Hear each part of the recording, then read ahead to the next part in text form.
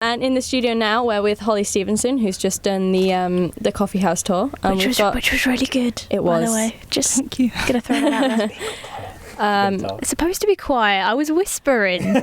Right. And basically, we're just gonna ask a few questions and Try not to be awkward like last week. Try not to be awkward, but I've already established that that's already happened. So, how has the coffee house tour been going so far? It's been pretty intense. Just from one gig to the next, haven't really had much time to reflect and evaluate, to be honest. Right. So, I'll ring you up in a couple of weeks once I've had time to take a breath. Well, we're not going anywhere. No, we'll just be sat in the studio. Sounds Have there been any fun stories, any humorous moments? About the coffee house sessions? Yeah. Fun story?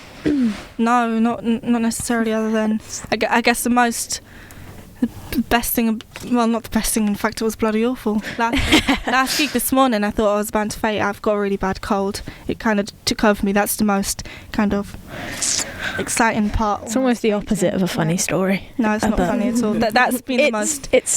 It's a moment. Yeah. Oh, I don't know. No, I mean, it's just been interesting. Each gig's different, isn't it? Yeah. So how would you actually describe your sound? I mean, we've heard you, but how would you describe yourself? Last week we got asked this and they said we shouldn't ask this, but we're doing it anyway. Okay. Well, no, I guess you can ask. Some people want to pigeonhole themselves. Personally, I don't really think that I apply to a specific genre. I listen to a lot of jazz, Motown, blues, soul, reggae, and so I guess my music is influenced by it and it reflects that, but I don't think it's anything in particular. So just a mix. I mean, I've got a few tracks that are like identifiably, like my track Hard Way is, it's just reggae and it's just ska, you couldn't swing it any other way. Then I've got something like Breathlessly that's just jazz. Yeah. But a lot of my music just kind of is a reflection of what I listen to. Yeah. How do you go about writing your songs? Because I have tried before. I did music at school and each time miserably failed. So how do you go about actually writing your songs and getting them out? I just write songs because, I mean, I guess the only way I could say it is it's something that I feel I have to do rather than I decide I'm going to do. Like, when you get the urge to do something, it's like, I don't know, some people feel like, when they get angry or something, they go on a run. That's, they have to go on a run, otherwise they'll be forever angry. Yeah. Like, for me, it's kind of like I need to write a song to get something off my chest. It's just a therapeutic thing for me. I never write songs intentionally, and I can never tell myself I'm going to write a song. I can never sit down to write a song. It just kind of happens. Yeah.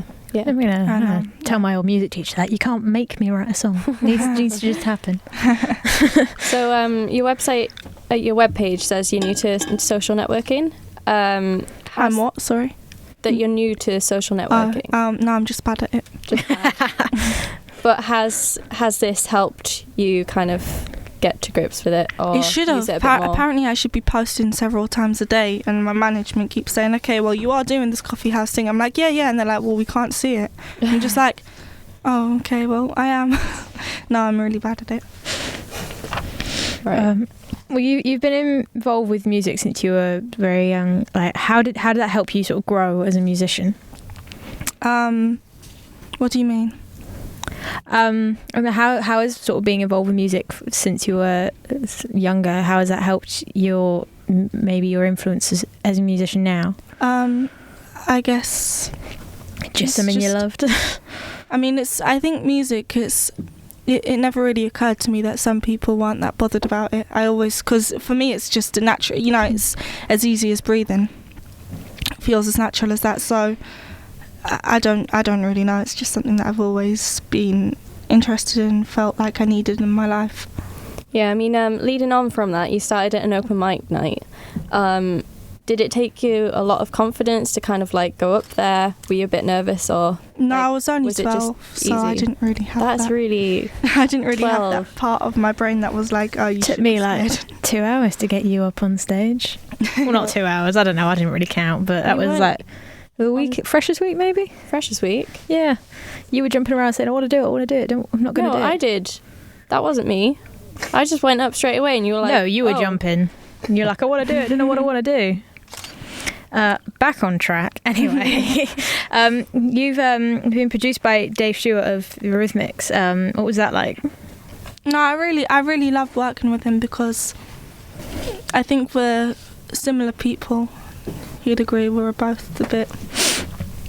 We have similar ideas, so that's really cool. Because I'm young, I'm inexperienced, so it's kind of like I've got the same ideas as him, but he's able to express it in a way that I wouldn't know how. So I mean, that's amazing because pretty much he helps me just like express myself.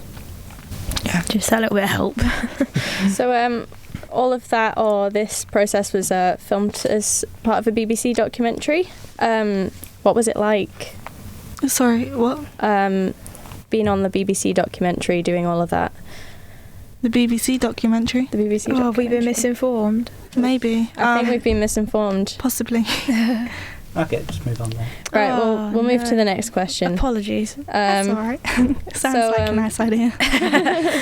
How would you like to be involved with the BBC documentary? I don't know. It depends. I mean, depends what it was. I mean, we could always film it. We could. Yeah, if it was about music and not something about I don't know. Well, anyway, you're currently pledging for your new album. Do you think this is the future for new artists in getting closer to actually like making material and getting closer to the fans to kind of get out there? It probably is going to be the way, but I hope it isn't, because I mean that it's only really necessary because everything to do with music now is free, and you know that's a bit of a shame because I'm getting no money for doing this Coffee House Sessions tour. It's just taken a lot out of my mum's bank, and so like it is kind of the only way that we can get played, because I mean musicians, we're stupid, we just want to play music, we'll do it for free. Yeah. So yeah, it looks like it's going to be the way, but it shouldn't. We need to start being more assertive, I think. But yeah. Well, how can our listeners find out more about you online? Because I'm sure people after hearing that will be really intrigued to find out a bit more. My Facebook page, Hollie Stephenson Music. That's Hollie with an IE and Stephenson with PH. And yeah, that kind of is the best way. And apparently you can find out stuff on Twitter, which I never ever use. So do you have a website?